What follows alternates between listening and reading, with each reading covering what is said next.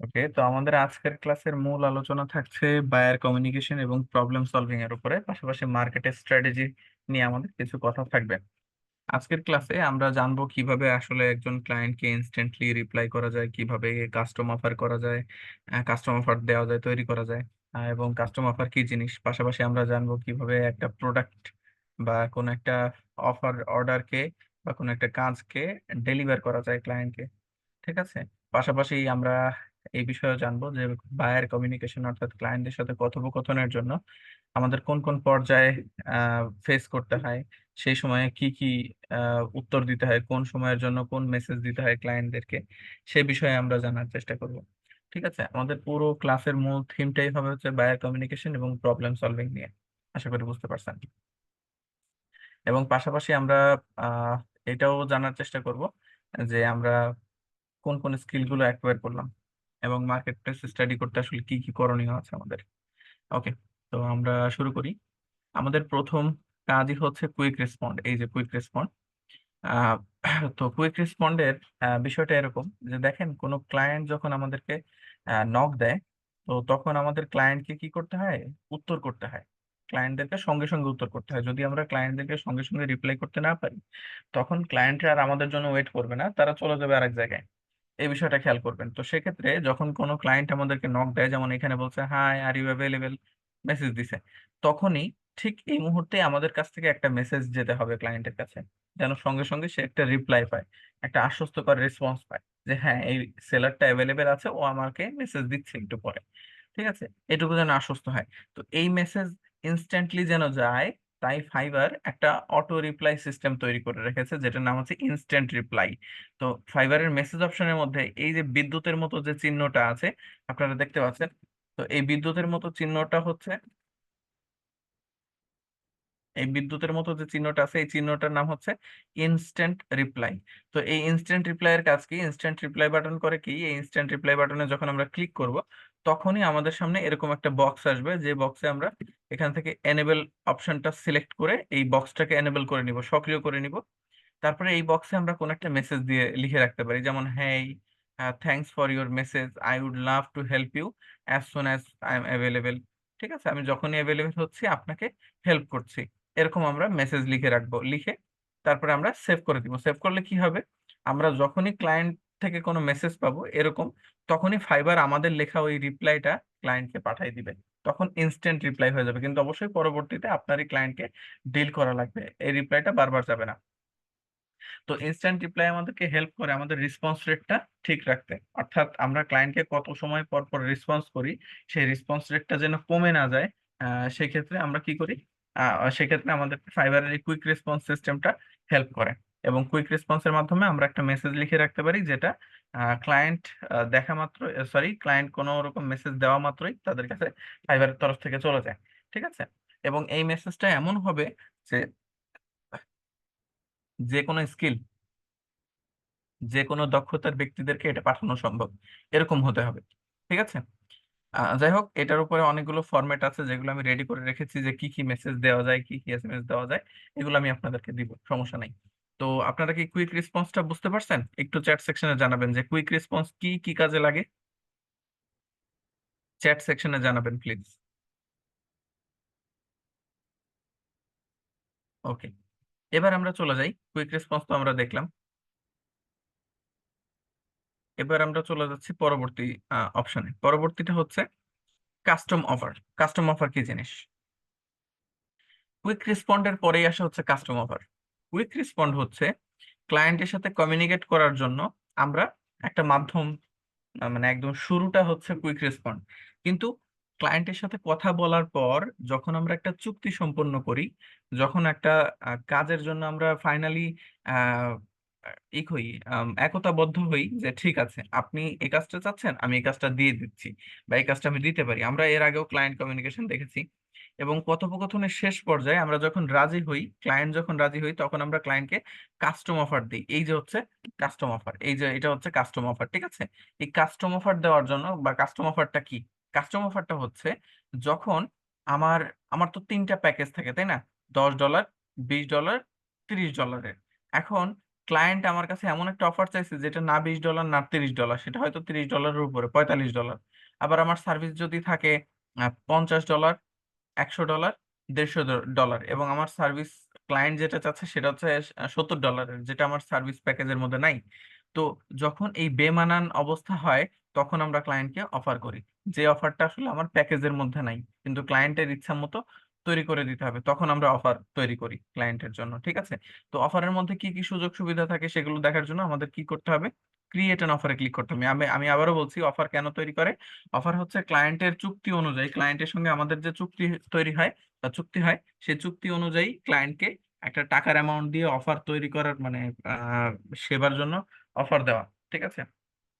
একটা সুযোগ দেওয়া যে আমরা এত দামে এইভাবে এইভাবে কাজ করব, এরকম একটা লিখিত দলিল বা চুক্তি দেওয়া, যেটা ক্লায়েন্ট অ্যাকসেপ্ট করলে তারপর আমরা কাজ করি। এটাকে এখানে অফার বলা হচ্ছে।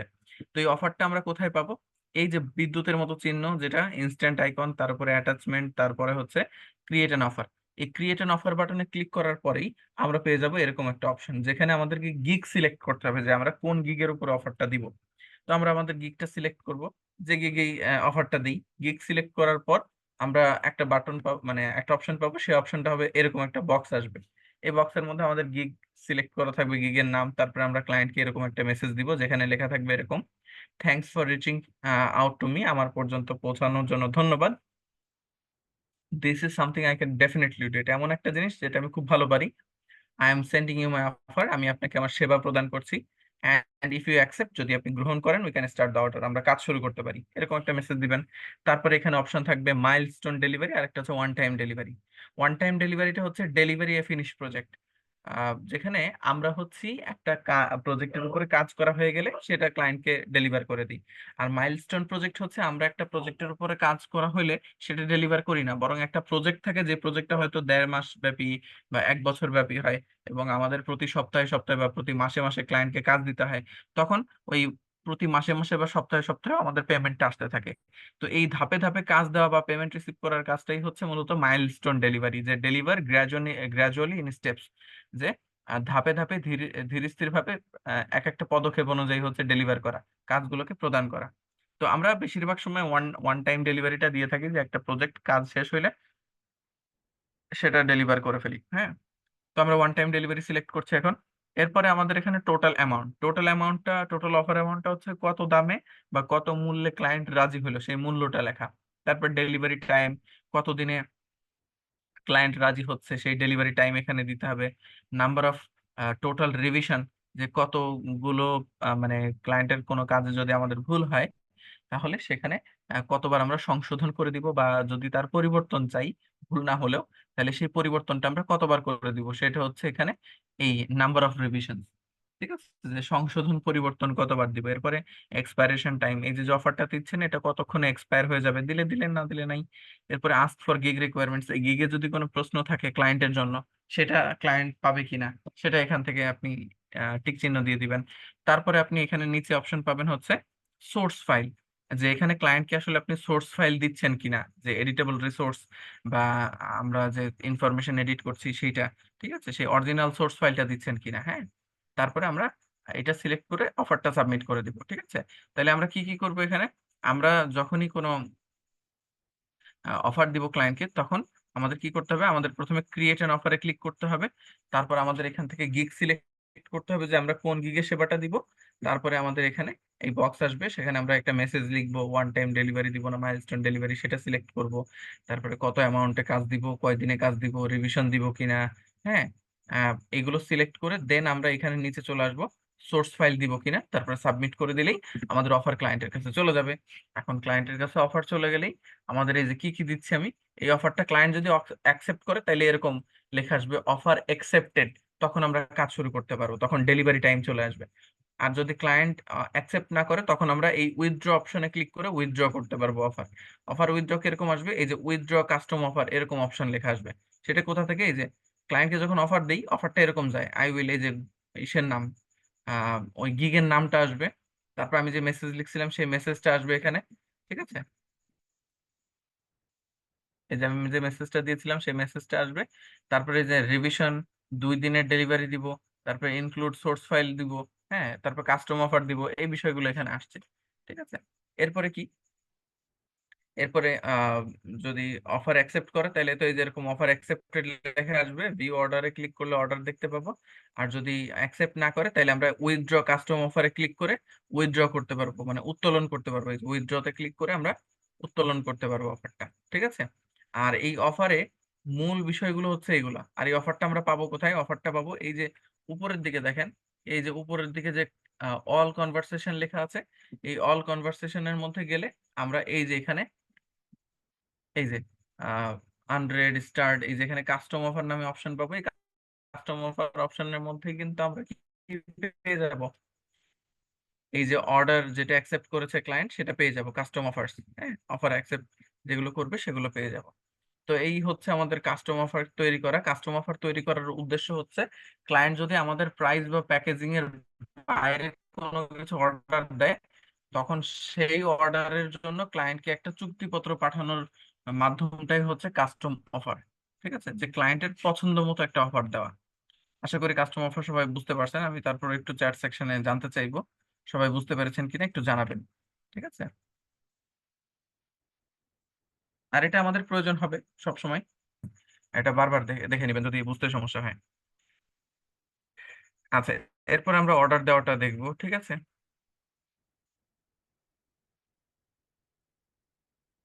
আমি এই ক্লাসের উপরে, হ্যাঁ হ্যাঁ, আচ্ছা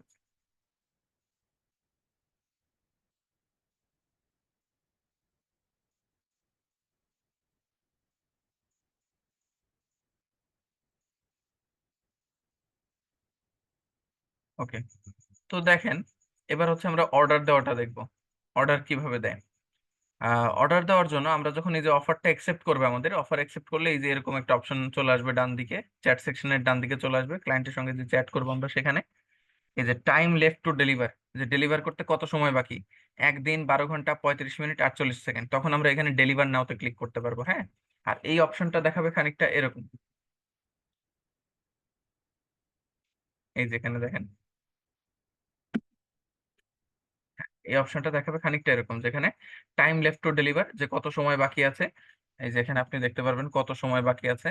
আর এখানে হচ্ছে ডেলিভার নাও, আর এখানে হচ্ছে এক্সটেন্ড ডেলিভারি ডেট, অর্থাৎ আপনার দেখা যাচ্ছে ডেলিভারি করতে আরো সময় লাগবে, তখন আপনি এখানে ডেট, ডেলিভারি যে টাইমটা সেটা এক্সটেন্ড করতে পারবেন। অবশ্যই এটা ক্লায়েন্টের কাছে একটা রিকোয়েস্ট যায়, ক্লায়েন্ট যদি সেটা অ্যাকসেপ্ট করে তাহলে ভালো, না করলে এক্সটেন্ড হবে না। ঠিক আছে। এবার আমাদের এটা ডেলিভারি করবো কেমনে? ডেলিভারি করতে ডেলিভার নাও বাটনে ক্লিক করতে হয়। ডেলিভার নাও বাটনে ক্লিক করলে এরকম অপশন আসবে, ডেলিভারি ইউর ওয়ার্ক। এখানে কিছু মেসেজ আছে, এগুলো আপনি সিলেক্ট করে দিতে পারেন, অথবা ফাইনাল ডেলিভারি মেসেজ এটা এডিট করে নিতে পারেন, এখানে সেট করে রাখতে পারেন কিছু, বা এখানে নিজে থেকে লিখে দিতে পারেন মেসেজ। হ্যাঁ, তো আমরা যেটা করি লিখে দিই, এই যে হ্যালো থমাস ড্রয়ার, হ্যাঁ, I am excited to share that your order is complete. আমি আপনার সাথে খুব উৎসুক হয়ে এই তথ্যটা শেয়ার করছি যে আপনার কাজ সম্পূর্ণ হয়ে গেছে। ঠিক আছে, আই অ্যাপ্রিসিয়েট ইউর পেশেন্স, আপনার ধৈর্য সাধুবাদ জানাচ্ছি আমি, and valuable guidance during the project, এবং কাজ চলাকালে মূল্যবান যে মন্তব্য করেছেন বা দিক নির্দেশনা দিয়েছেন আমাকে, তার জন্য আপনাকে ধন্যবাদ। হ্যাঁ, you can watch an overview of my work in this video, একটা ভিডিও দিছে উনি, যেখানে ওনার কাজের ওভারভিউটা দেখতে পারবে। ঠিক আছে। তো এখন এরপরে কাজ কি? এরপরে কাজ হচ্ছে এই যে আপলোড ওয়ার্ক যে লেখা আছে, এই যে আপলোড ওয়ার্ক আর আপলোড সোর্স ফাইল। তো এখানে আপনি যে কাজটা করেছেন সেই কাজটা এবং সোর্স ফাইলটা আপলোড করে দিবেন। এখানে 5 জিবির উপরে বা 5 জিবি পর্যন্ত হচ্ছে আপলোড করা যায়। এই এখানে দেখেন, আপলোড ওয়ার্ক হচ্ছে এই যে ছবিগুলো আপলোড করা, আর আপলোড সোর্স ফাইল হচ্ছে এই যে সোর্স ফাইল, সেটা পিডিএফ হতে পারে, এআই হতে পারে, পিএসডি হতে পারে। ঠিক আছে, যে কোনো ফাইল ফরম্যাটটা হচ্ছে সোর্স ফাইল। আর আপলোড ওয়ার্ক কাজটা হচ্ছে মূলত আপনাদের যে ছবিটা হচ্ছে কাজ, আর ম্যাক্সিমাম এখানে 5 জিবি পর্যন্ত কি করা যায়, আপলোড করা যায়। আর আপনি যে ছবি দিবেন সেই ছবি থেকে একটা স্যাম্পল আপনার পোর্টফোলিওতে জমা হবে, এটা তারপর আপনি ডেলিভার করে দিবেন। এই যে এখানে, এই যে এখানে হচ্ছে ডেলিভার অপশন, তো ডেলিভারি ক্লিক করলেই প্রজেক্টটা ডেলিভার হয়ে যাবে। ডেলিভার হয়ে গেলে এই যে Thomas has until 5 April, 5 April, এই যে এত পর্যন্ত, যে approve this delivery request revision or revision, এই ডেলিভারিটা উনি অ্যাকসেপ্ট করেছেন। হ্যাঁ, যাই হোক, after this date the order will be finalised and marked as complete. এই এপ্রিলের 5 তারিখ পর্যন্ত, এটা 14 দিন আগের, তো এপ্রিলের 5 তারিখে হচ্ছে এই অফারটা এই পর্যন্ত হচ্ছে রিভিশনের জন্য থাকবে। তারপরে এটা মার্কড অ্যাজ কমপ্লিট, এটা কমপ্লিট হয়ে যাবে, ঠিক আছে। ক্লায়েন্ট অ্যাকসেপ্ট করে নিলেই এটা কমপ্লিট হয়ে যাবে। তো এই হচ্ছে ডেলিভার করার পদ্ধতি। এভাবে আপনারা চাইলে যে কোনো প্রজেক্ট ডেলিভার করে নিতে পারবেন। সবাই বুঝতে পারলেন এটা? আমাকে একটু জানাবেন।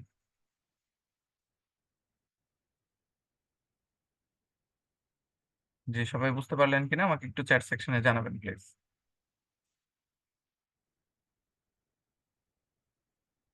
ওকে, এবার আমরা চলে যাই ফাইবার রেস্ট্রিকশনে। হ্যাঁ, ফাইবার রেস্ট্রিকশনটা কি? ফাইবার রেস্ট্রিকশনটা হচ্ছে কয়েক রকম হয়, আমি একটু সংক্ষেপে আলোচনা করি। একটা হচ্ছে অ্যাকাউন্ট নট অ্যাপ্রুভড। এটা কেন হয় আমি সংক্ষিপ্ত কিছু কারণ উল্লেখ করব। অ্যাকাউন্ট অ্যাপ্রুভ না হওয়ার কারণ হচ্ছে যে এখানে posting AI generated content ব্রেকস forum rules for five.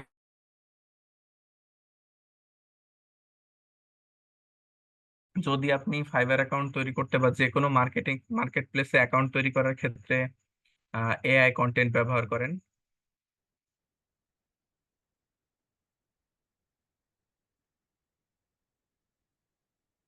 Kindly যদি পেজ তৈরি করতে বলে তারপর সেটা ডেলিভারি কিভাবে দিব।